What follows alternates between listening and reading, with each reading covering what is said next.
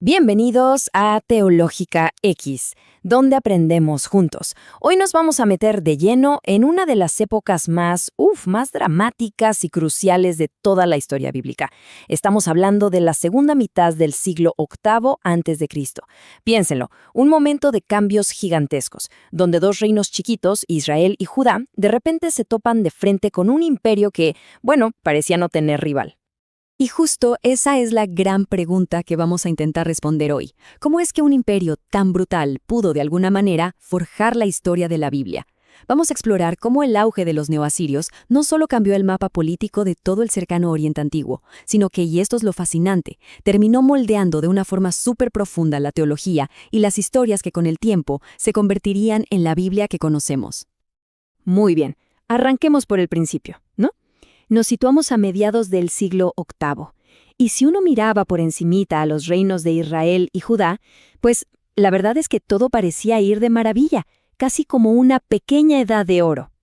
Miren, el reino del norte, Israel, con su rey Jeroboam II, estaba en un momento increíble.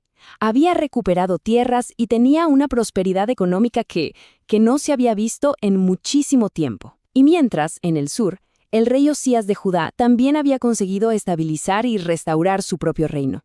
Había estabilidad, había riqueza.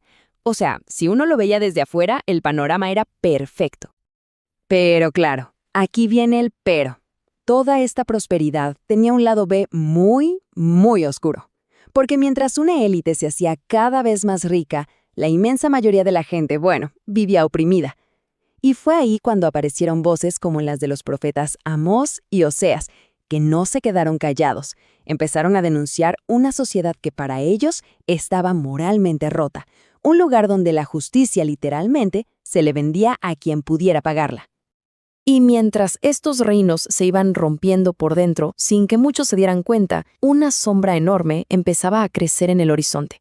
Hay que entender que esa prosperidad de Israel y Judá solo fue posible porque había una especie de vacío de poder en la región. Un vacío que, créanme, estaba a punto de llenarse de una forma brutal. A ver, y esto es clave.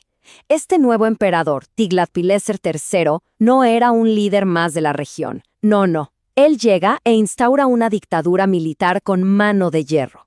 Su meta no era solo tener influencia, para nada. Su objetivo era la conquista total.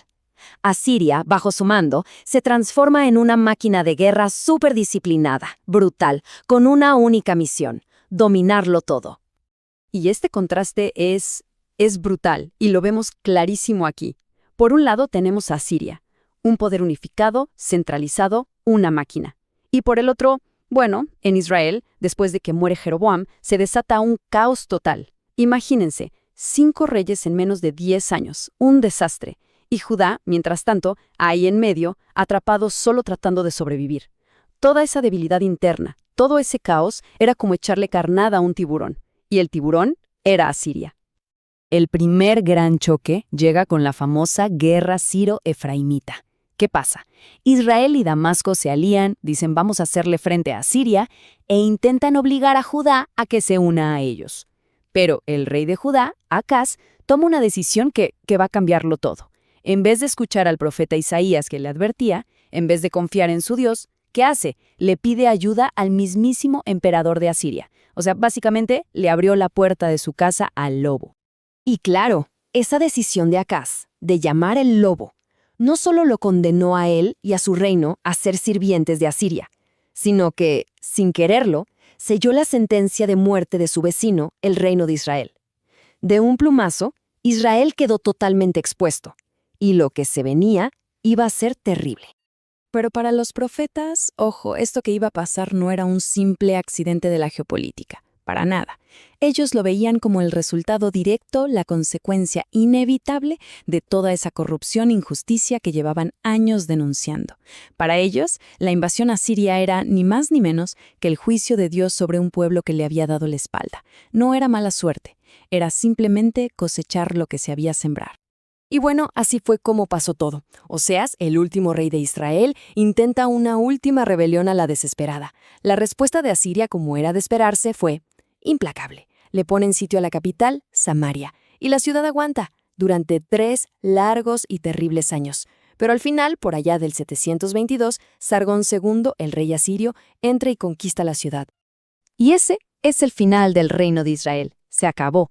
10 de las 12 tribus así, sin más, desaparecen del mapa político.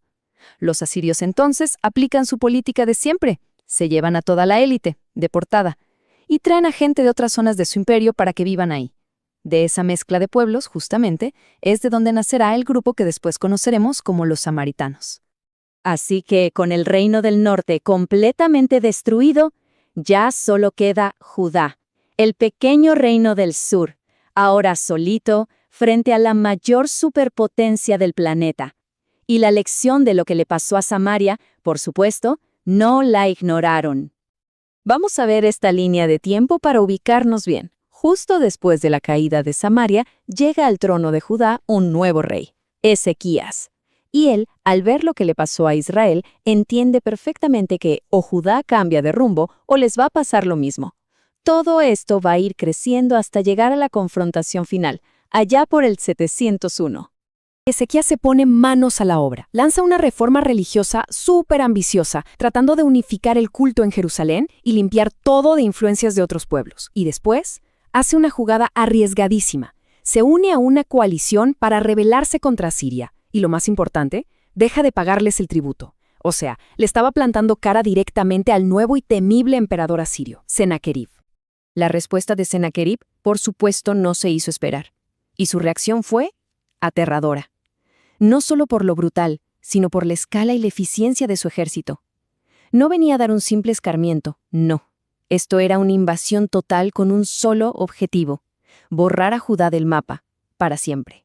¿Y la prueba de esto? Este número, 46. 46. Ese es el número de ciudades amuralladas de Judá que cayeron, una tras otra, todas arrasadas por la maquinaria de guerra asiria. Y finalmente, el ejército de Sennacherib llegó a las puertas del último bastión que quedaba, la capital, Jerusalén. Para cualquiera que estuviera viendo esto en ese momento, el final de Judá era inminente, era cuestión de días, de horas.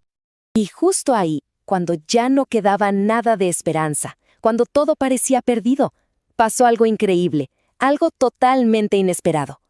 La Biblia nos cuenta que el ángel del Señor bajó al campamento asirio y acabó con miles de soldados en una sola noche. Otras fuentes históricas sugieren que fue una plaga terrible la que destrozó al ejército. Pero, sea como sea, el resultado fue el mismo. Sennacherib, con su ejército hecho pedazos, no tuvo más remedio que levantar el asedio y volver a casa. Jerusalén se había salvado. Pero este evento, esta supervivencia que nadie se esperaba, que iba contra toda lógica, bueno, eso cambió el curso de la historia y sobre todo de la teología para siempre. Entonces, ¿cómo quedaron las cosas al final?